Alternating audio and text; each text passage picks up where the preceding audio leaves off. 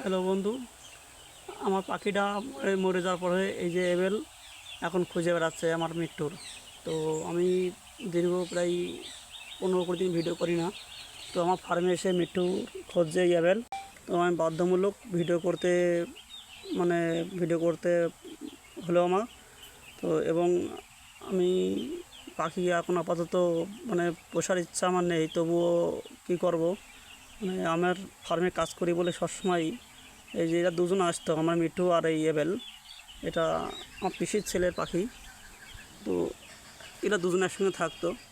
তো আমার পাখিটা মরে যাওয়ার পরে একা একা এখন এই যে মাওরার মতো ঘুরে বেড়াচ্ছে, সবচেয়ে কষ্ট লাগে এই জায়গাটায়। তো আমার মানে আমি যখনই ফার্মে আসি তখনই এ এসে ডাকে, তখনই আমার মনটা খুব মানে অনেক খারাপ হয়ে যায়।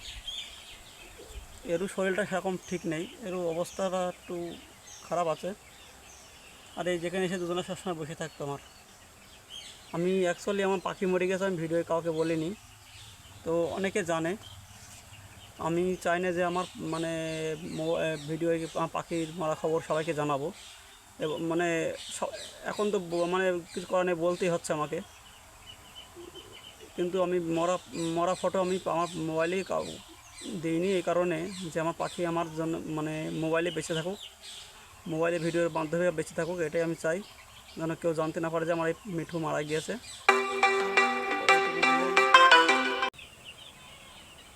এবার মিঠু কোথায় গিয়েছে?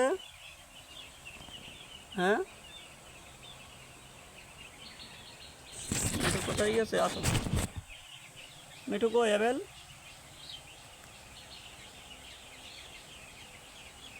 এখন তোমাকে সবাই দেখাবো, ঠিক আছে মিঠু?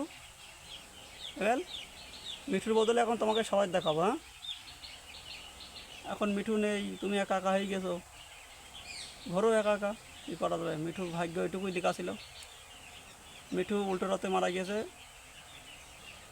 সেটা কাউকে জানায়নি, কারণ আজকে এবেলের জন্য আমি কথাগুলো প্রকাশ করলাম, না এতে কেউ জানতে পারতো না। তো এটা আছে আমার মিঠু না, এটা আমাদের আছে এবেল, আমার কাজল ভাইয়ের টিয়া পাখি এটা। তো যথেষ্ট খুব ভালো, এও আমাকে খোঁজ নেয় খুব। আমি ফার্মে কাজ করছি, এই যে চলে এসছে আমার খোঁজ নিতে। দেখুন ফার্ম, আমার লিচু গাছতলায় এসে বসে আছে। মিঠু আর এবেল দুজনে এখানে বসে থাকতো। আজকে মিঠুর পাশে এবেল, এবেলের পাশে মিঠু নেই। এবেলের অনেক কষ্টের মধ্যে চলছে এখন, এবেলেরও শরীরটা খারাপ। তো এবেলের জন্য একটু ভালো মন্দ খাওয়াতে হবে।